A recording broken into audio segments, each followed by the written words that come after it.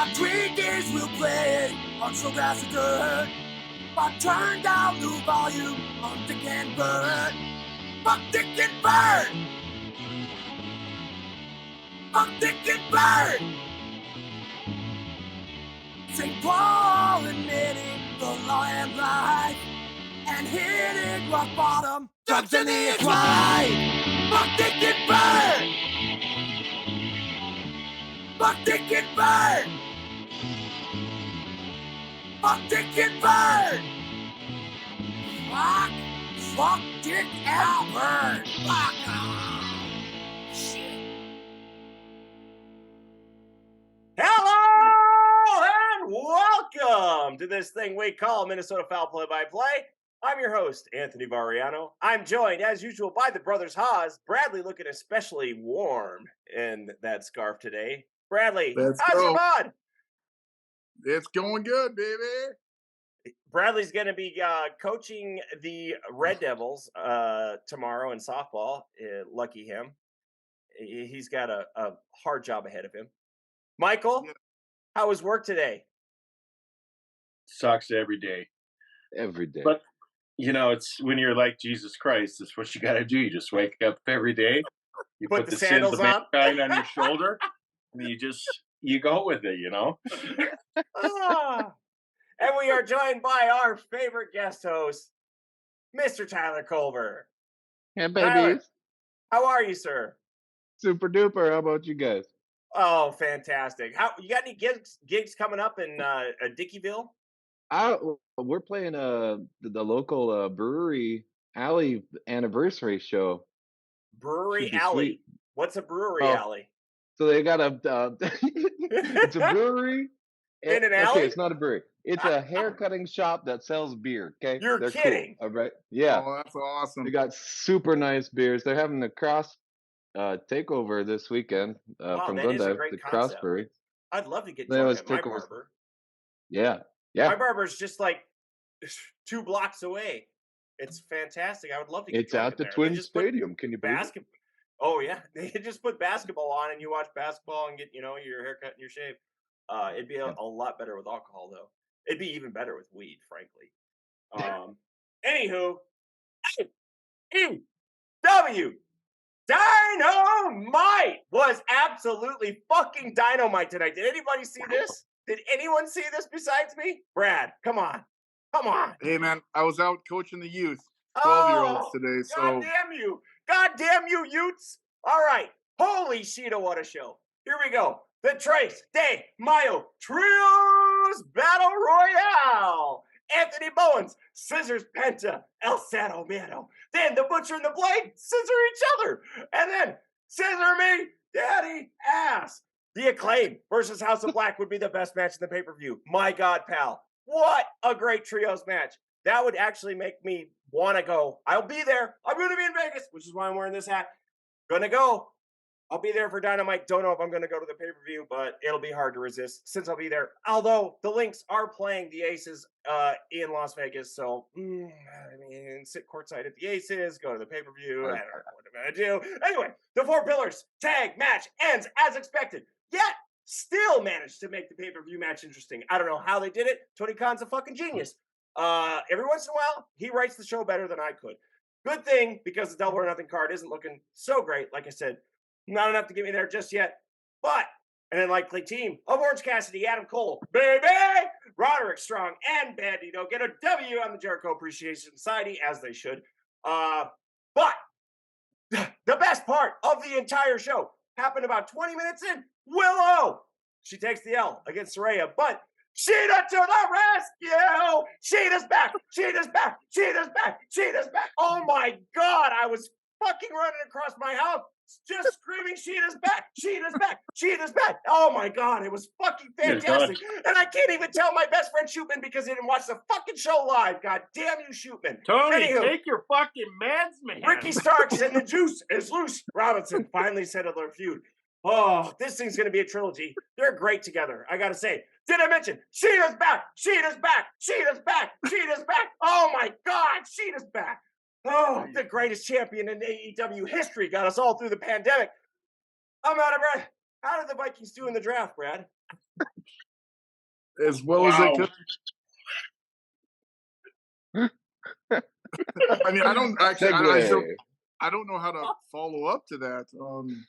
Sheeta's back. Fucking, Oh, that made me who's the tired. Sheeta? Who's the Sheeta that we got in the draft? Jordan fucking Addison, baby. Sheeta's back.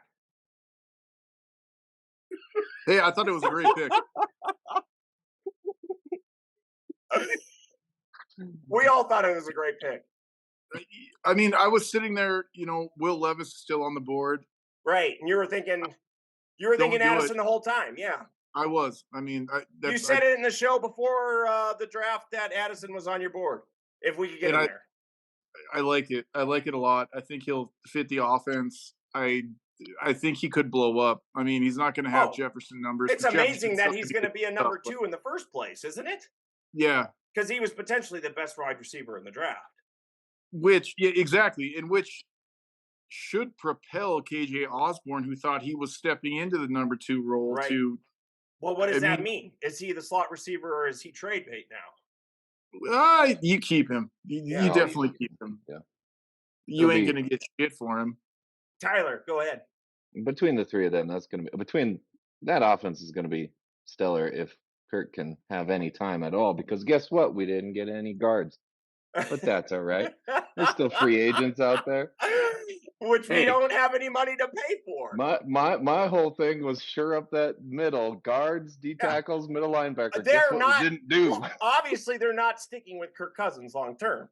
So, I mean, that's been made evident by the fact that they aren't interested in protecting the man because the man took a lot of shots last year. Yeah.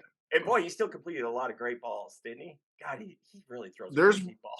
There's rumors out there that they're talking about extending him after the year. I mean, they're not going to. Right now, he's sitting at the 15th top paid quarterback right now, so that's a good fucking deal. That's actually for the a good team. deal for us. Really? It's a great deal. Oh yeah, that's because fantastic. That's actually what he is. Is like, he's probably top 10. I'd say statistic-wise, top 10 quarterback. I mean, the thing is, we either have to tank and get real shitty and get lucky on one of these draft picks, or you got to have the number 1 overall pick. Yeah, we argued about that while the draft was going on. Like, no, let's wait till next year to take a quarterback. But it's like we're always going to be a team that's going to have like a 20th pick because we play in a shitty division. There's always one team that's going to lose a lot of games. Maybe our team is always just consistently fucking good, but not great. I think that's our problem. Well, I mean, don't the Vikings have like the 4th or 5th most wins all time in the NFL? I mean, it makes sense. They've been around a long ass time. But that quarterback that we got from BYU, you're not going to dance and cheetah, yeah. Like, we ain't doing that shit, but I kind of did. I mean, I wanted him on that show. I called his name out. Called out. Yeah. So I like it. When you didn't have to spend a high draft pick for it.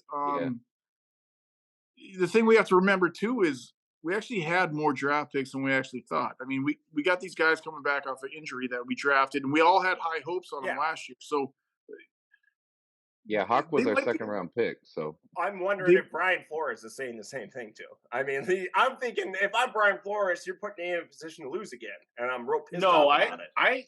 I totally disagree because if you look at this draft, Culver brought it up I thought we'd take at least one guard or maybe a new center. That's why I'm representing Matt Burke.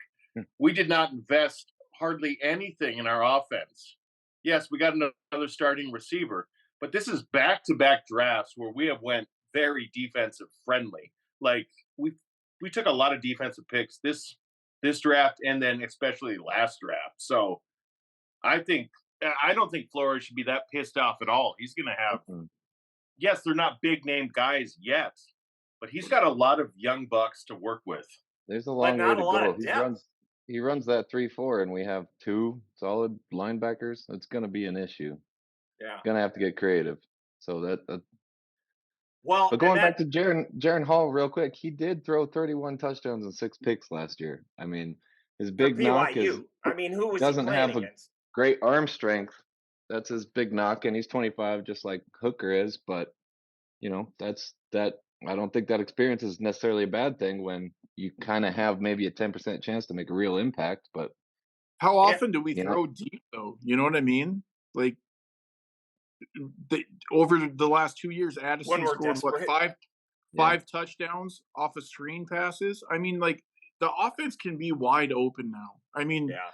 even if we keep Cook, which I'd be surprised if he's on the roster by the It'd start be of training shocking. camp. It's Yeah, still he will. shocking that he's on the roster at this point. Yeah, I can't believe they're we didn't get talking. rid of him. But They're talking a fifth next year to still Miami, even though they got that guy. But that's what the consensus is. But we got that McBride in the last round, and that's Right. if we had a steal in the draft, it's him. He was the second leading rusher in college last year. I think Mel Kiper might have said the same thing. He really liked him. He Mhm. also liked that McKee Blackman, but he Yeah. didn't like McKee Blackman. It was a reach at 102nd, but loved Dwayne McBride at 222. That's what it was. Yeah.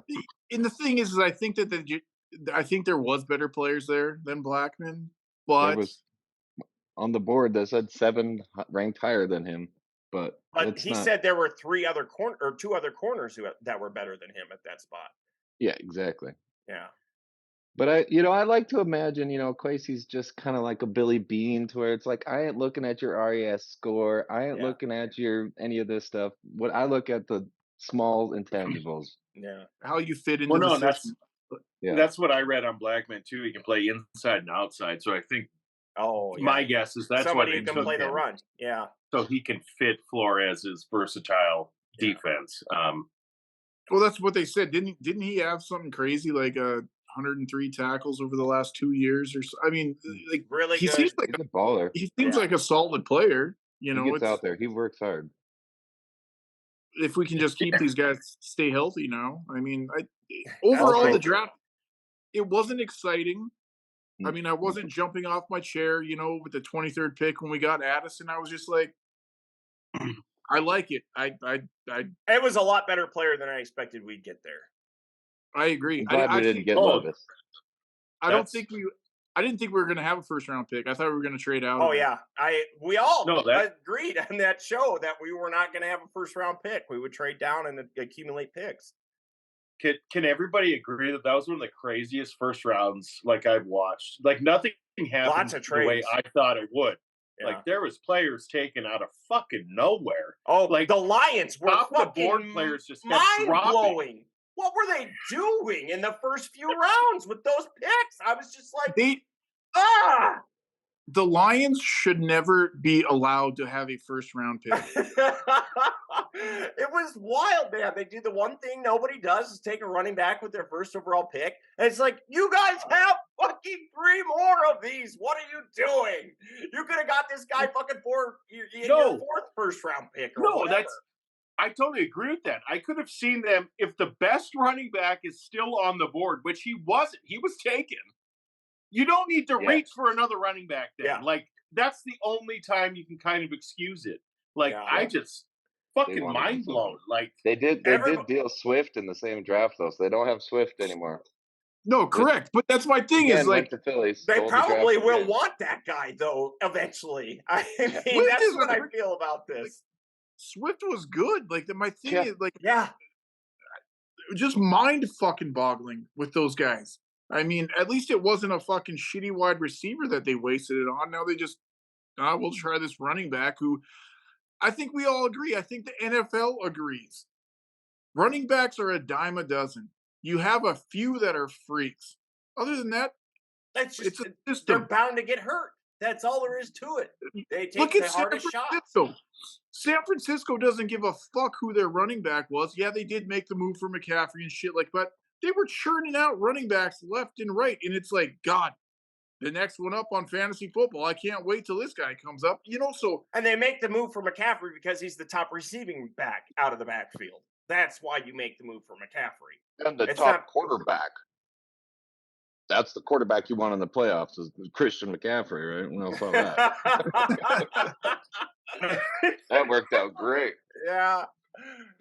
Anywho, like there was somebody who said that we didn't get a steal in the draft, and I felt like at 24 we got a steal with Jordan, or 23 we got a steal with Jordan Addison. That was Michael Middlehurst Shorts of USA Today. Yeah. I mean, it was no Randy Moss steal, but I thought it was decent. Like, I didn't think he'd be there. No way. We got a guy who can start immediately. I didn't think that was going to be the case. Not at. I think Blackman will be a week 1 starter too. Yeah, but that's because our defense is that bad. Positive. I'm putting it out there right now. We are going to move up 16 spots, and we will be a top 15 defense this year. Mark it down. I will bet you that. 15. I will take that bet, Brad. Top 15 Scoring? defense. Yeah, I'll put a wild. I don't know about that because we're going to score a lot of points, so that means that defense is going to be out there a lot. Yeah, give me that bet. That helps you when your defense is out there and your offense is scoring. Yeah. They don't have to be so pressed. They can play loose, knowing that, hey, if we give up a play, maybe we'll go for this interception. Like a few turnovers here and there. I think that's all they need. Then that offense can ride the wave. Anyways, so mark it down for that bet. Yeah, Whitecaps. So you owe me a Whitecaps game. Let's just write it down now. Okay. That ain't gonna happen. They're not gonna. They might get to the top of the bottom third, but they're not gonna get into the top 15. Anywho, it'll be a top 5 offense, a top 15 defense, possibly. And they're gonna win the Super Bowl with Kirk Cousins at quarterback. You are a fucking. Oh my God! And you are the one who is a pessimist about the Twins, the team that's in first place in Minnesota, and you're talking about the Vikings winning something. I didn't say. I never once said that they'd win. You're acting like they're going to win something. Those words might come out of my mouth later, but they will win. Hey, you are out of your goddamn mind, is what you are. I think he sounds like a Minnesota Vikings fan. He really does. Every year he's the biggest fucking Minnesota Vikings fan we have on this show. Like, he's just the hopeless fucking romantic Vikings fan who thinks before he dies, they're going to win something. Because no one fucking has ever lived and seen them win anything. They're all dead. They've all died and never seen them win anything. Can I pause you for 1 second and say something I don't know. positive? I don't think so. Did you know that in every major statistical category that matters for pitching in baseball, the Twins are a top 5 team? Yeah, I did know that. Yeah, we were just going to... Great segue, Brad. Thank you for that. Hey, Did You Know segment from Brad. We've been missing those. Thank you, Brad. We got something to throw on TikTok now. At Minnesota Foul Play-by-Play. If you follow us on social media. Okay. The Twins enter May with a healthy division lead despite health issues. They did lose again today, 2 straight to the Chicago White Sox. But I guess, I mean, there is no denying things have been working out pretty well for them. The depth has been, essential. We've already lost the M&M brothers, the new M&M brothers that tend to hit the injured list together. Now it's Tyler Mahle and Kente Maeda. Are both shut down. Mahle for 4 weeks, Maeda for. Anybody hear how long he's going to be out? I don't think we know yet. And regardless, he's going to be coming back as a bullpener. They're going to be slow with him. Yeah. There's no, especially as, no offense to him, as ineffective as he came out, and he's coming. Dude, I'm not knocking the man. He's been fucking injured for so long. It's going to be a tough road getting back into prime form, but he's definitely been our weakest piece in our beautiful pitching puzzle. We have a beautiful pitching puzzle? Oh my God! That's never happened. Not since Johan Santana and Francisco Liriano. I will agree with that. I mean, our pitching has been pretty lights out, except for the guy. I'm not even going to give him credit anymore by naming his name. Oh, the man who shall not be named. We all know who you're talking about. I think you know who we're talking about. That's the lowest form of that's the other than that, like our pitching's been good. Like we've said, like the biggest surprise, Gallo, man, like he's impressing me. If he can keep that batting average above the 200, I like him. Buxton's coming around. He's coming around, man. They're on a fucking 110 game pace when he's in the lineup. That's what I'm saying. Like he started off a little bit slow. Now back to my freaking Correa though, man. Like he must just be. I don't know what's going on. His exit velocity is down by like three miles per hour. Like the guy's struggling. Let's go. Our offense needs to step He up. always struggles at the beginning of the season. Yeah, he does. It's cold. The Right. man is not from round here. It's just Even when he was down to that. even when he was at Houston, he was never just this No. huge baller that was crazy. It's his defense, it's Yeah. his intangibles, it's his dugout, it's Fuck everything. being cold, man. I was just Leadership. in Sydney, Montana, with 45-mile-an-hour winds. It was colder than shit, I do not. and I miss watched high school girls hitting bombs farther than Correa can hit it because this the year. wind was blowing out, of course, and that ball No. tends to carry further than a baseball does. Well, you got to hit the fucker. Are you saying No, he Correa's has- not hitting the ball no more?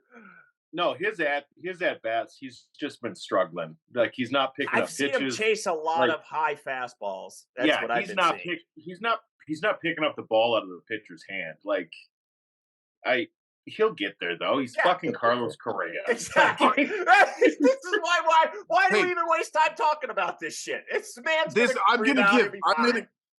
Carlos, stop listening to the podcast and trying to prove me wrong. Just do it. Just stop, bud. I was excited that you came back. Yay, yay, yay. Now do something, please. You were the Don't least listen excited. to us ever again. I wanted to put something in your outline here, but I didn't have time today. Just a quick question for you guys. I don't think you're going to agree with me, but our fucking foe, the Yankees, who are struggling a little bit, they'll catch up in that division, though. They need a little outfield help. Max Kepler. Now that Kepler's bat's heating up a bit, is it time to put him in Yankee pinstripes? Yes. Especially with Trevor Larnach fucking raking as he is.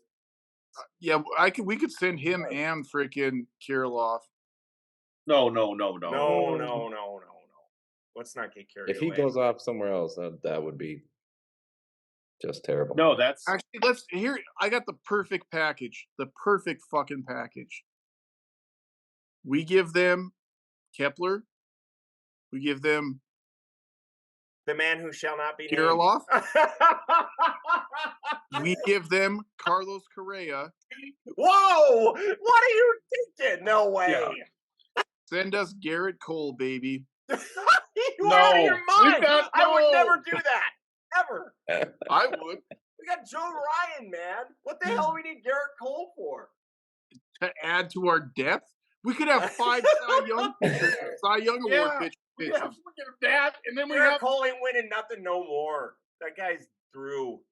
and it could be like watching the fucking Twins yesterday. We'd fucking get like 2 to 3 hits a game. Yeah. Right? So what does it matter if Carlos Correa is not there? He's not getting hits. So Who's gonna play shortstop, motherfucker? The fucking guy with the broken knee. discussion in June. Royce In June Gordon's and gonna July. come back and Let's have play? the same discussion. Nick Gordon. Oh yeah, the guy hit fucking a buck crushing 50. the ball. Yeah, let's throw him out there. He's been Hey, he great hit a big so home far. run yesterday. I can't believe you, Brad. You're I've got- ridiculous.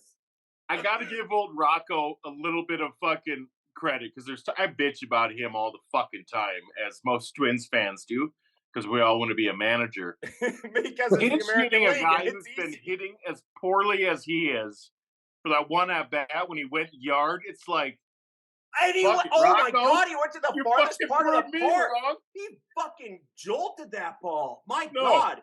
I don't understand how a man that small hits a ball that far. I really don't. Fucker weighs like 150 It looks pounds. like the wind in Detroit could move him around. Yeah, that's how light he looks. And yet, he still went to the deepest part of the park. We've First got round pick, baby. was Culver saying. My last thing on the Twins is it's got to warm up a little bit because Buxton we need to open up the DH spot a couple days a week if we want this offense to really start clicking. We got a kid to call up. We got to get Kirilloff up. He's fucking crushing the ball. And there's that DH spot needs to be open so we can get other bats in there. And when Rice does come back, he's going to be in the outfield now because we got Correa, and he's got to play. I think they want to keep Royce in the infield because of his knee. They're worried. I've been reading a lot that they want to turn him into possibly the center, That's like an not outfielder for the future. That's not what Gleeman said. I mean, we need him at third base. I could see him playing third base. Yeah, we could get rid of that clown too. Where are you going to put Jose Miranda?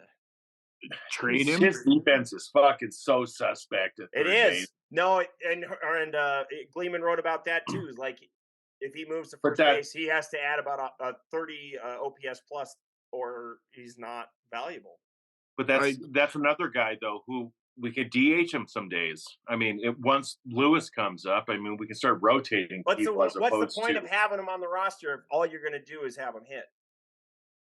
I agree. I don't know. What's the point of having Buxton on the roster if all you're going to have him do is because he's an all-star, even if he only hits. Yeah, at least because he leads the American League in home runs. That's why. I'm gonna give Miranda some credit. He's been hitting fucking line drives. Okay, I agree. He's gonna come around when he gets somebody a little look up older. his batting average and balls in play. I'm looking it up right now. He's a fucking young kid.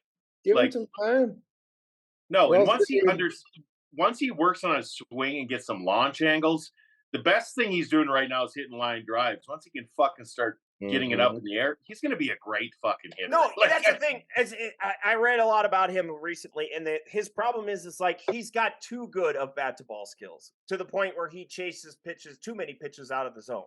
So he's making weak contact on balls out of the zone. If he just shortens the zone or swings at fewer pitches, he's going to be a fucking star. And I think,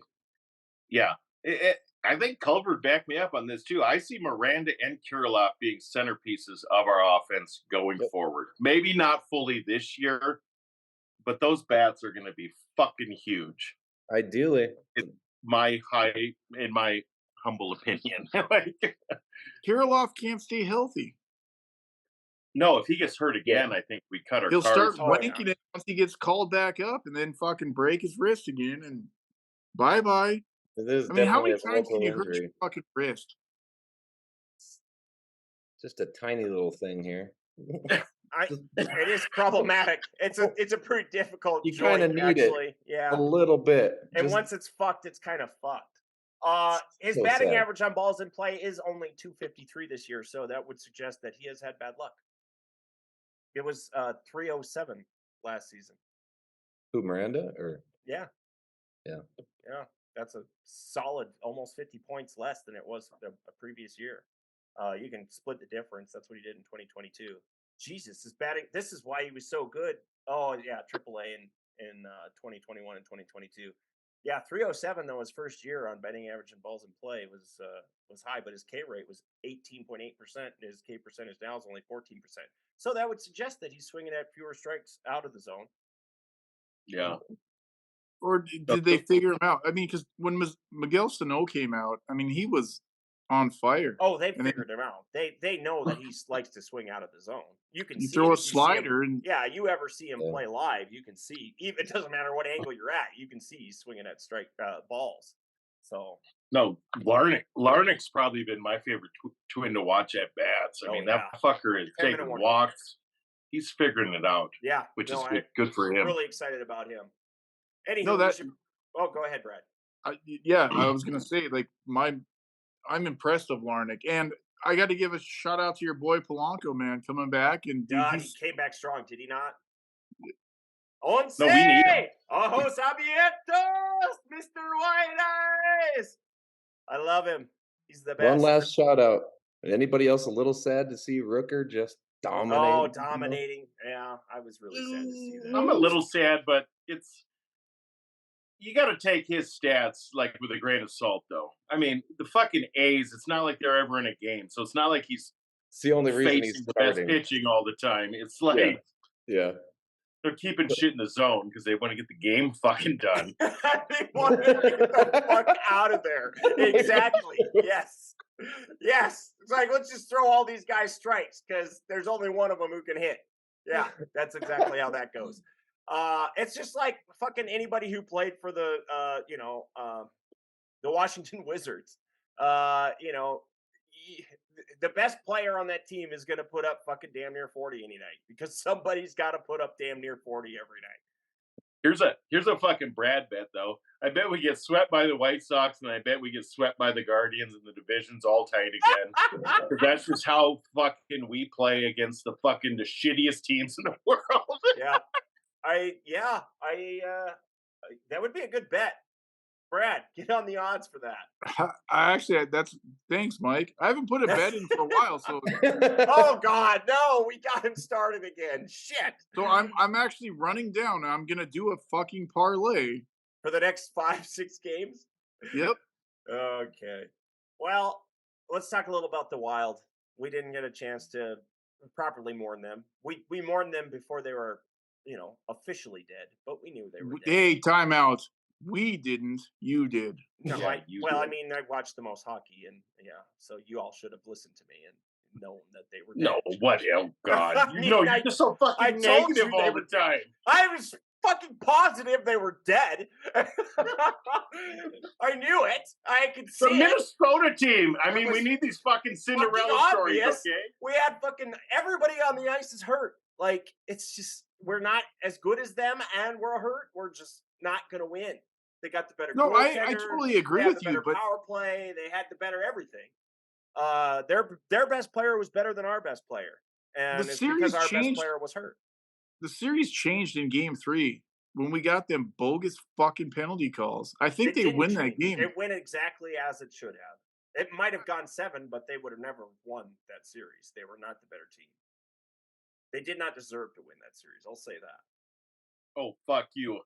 Our discussions they only after won game a game, one. but via a miracle. They won one road game via a miracle, and they won one home game. They could only muster one home win. They're not the better team. If you can't, if that's what you got to rely on is an overtime fucking. So are you telling me the fucking boards to Ryan Hartman's stick? Are you telling me that the Panthers are a better team than the Boston Bruins? The Panthers are a better team. You're fucking high. Well, they're a better team than us. I didn't know you were going to go Bruins there. The Bruins are probably the better team, but it doesn't matter in the playoffs. It's sometimes you lose. You just contradicted yourself. They lost their goaltending advantage. The Dallas Stars never lost their goaltending advantage. They have the best playoff goalie in the playoffs right now. Ottinger is the best goaltender remaining in the playoffs. I'm not going to disagree. And I think he was better than Omar even before the playoffs started, just based on what he did in the playoffs last year. The man had like 60 fucking saves in a playoff. His last playoff game was a 60-save loss in overtime. That's how good that guy is. All right. Omar had a season that was, of course, great. He's going to win the trophy for it, but he was replaced in the biggest game in Boston's season. And frankly, it wasn't even the goaltender's loss. He didn't take the loss in that game. Actually, here's a quick. And they fucking played like they were looking scared. Let's put this out there. I think the goalie move in Game 2 was a gamble that didn't pay off. I wish they wouldn't have made that move. I wish they wouldn't have either. It shocked me to hell. That was odd. Why would you go that way? Unless Evanson knew that there was a chance that they were going to take a whooping regardless, and he didn't want Gustafsson's confidence to be shattered by it. But I mean, my thing was because you lost Hartman for that game. You knew you were without Julerson Ek. Everybody was hurting from the previous game. But you throw the veteran out there to take. And you know what? Fleury wants to come back regardless and play backup. Oh, my guy. Really? But I mean, Gustafsson had a gem, though, in Game 1. Like, I understand. But if you're going to lose by 5, I would much rather Fleury carry that weight than Gustafsson, the 20-year-old. What I'm saying is, do they lose? Oh, yeah, they lose. They lose Game 2 regardless of who's in net. They can fucking put a goddamn bunch of 2x4s in front of the net. They would have broken through them motherfuckers. I mean, it wouldn't have mattered. It wouldn't have mattered. I mean, we'll never know. I would have liked to see him come back. I know. I know. You guys don't know. You don't watch enough fucking hockey. Y'all need to watch some more hockey. I watch fucking plenty, man. Well, if we have Joel Eriksson Ek in those games, we have a fighting chance. He skated 19 seconds, one goddamn shift on a broken fucking leg that required surgery. When do hockey players fucking tell coach, I can't go? Find somebody who can take a fucking face off. I mean, seriously. You know what's fucking weird? I just looked for the best face-off percentages, win percentages in the AHL. I couldn't find any stats at all. Nothing. I asked Shayna of the fucking Too Many Men podcast if she could point me in the right direction. Got no reply. You know why? There are no fucking public stats for fucking face-off win percentages in the AHL. How is that possible? How is that possible? I cannot find out who wins the most face-offs in the AHL, the minor league underneath the NHL. That would be an important thing to know. And yet they are not available to us. It's like a secret amongst teams. That's a good question, though. How are stats kept for the minors? Do they keep basically? It's very limited. It's, points. No, I'm talking about for baseball. Penalty minutes. For baseball, is it the analytics departments are much more vast at the minor league level. Yeah. Okay. Minor league damn near identical to the pros. Well, if you look at baseball reference, it's not everything for everyone. Yep. Yeah. Yeah, we're talking from every level, from fucking fall league up. How is this how is this even possible? It's a pretty goddamn simple stat to fucking keep track of. Yet it's not made available on the internet? Anywho, I thought that he could have been replaced by somebody who could have won face-offs, but I couldn't find out who that person was. It probably didn't exist on our roster, frankly, because the Iowa Wild weren't great as a team winning face-off. We do get Marcus Johansson for 2 more years. He was fucking fantastic since that That's trade. A good move. And we only got him at $2 million a year. I mean, that's a smoking hot deal, baby. That guy fucking handles the puck real well. That's going to be fun to watch. Although, we're going to lose a lot, guys. We've got cap problems. The Wild have major, major cap issues. And Matt Dumba crying about him playing his last game as the Minnesota Wild really doesn't help all that much. We still have to cut more. Because we have to afford Gustafsson now. I will give you that on Dumba. And this is just through text and stuff. When Dumba would do the dumb passes years before, like I just didn't like him at all. Yeah. This year though, like I like him. Kind of won me back a little bit. Yeah. He was feisty. He actually kind of embraced the defense that he had to play. He came into the league as an offensive defenseman and is going to go on to his next team as a defensive defenseman. So anyways, we're in our final minute. So I have to thank all of you for joining us and making for an awesome, actually, let's call it an all elite episode of Minnesota Foul Play-by-Play. The Brothers Haas, Tyler Colbert. Cheetah. Oh, what a day. God damn, I love that show. It's gonna be. Do you guys know they're gonna start another one on Saturdays on June 16th? Oh my God. Yeah. Oh, wow. I gotta watch another hour of wrestling every fucking week. Oh, my life's so hard. Anywho, you can find us at Minnesota Foul Play-by-Play on YouTube, at Minnesota Foul Play-by-Play on TikTok, and at GoGonzoJournal.com, GoGonzoJournal.substack.com. Yeah, that's it. If you want to listen to the podcast, and find us on iTunes and Spotify. I'm your host, Anthony Variano, for the Brothers Haas and Tyler Colbert. Thank you for joining us. I'll see you for some Twins and Saints baseball, Tony, in a week. Love you, boys.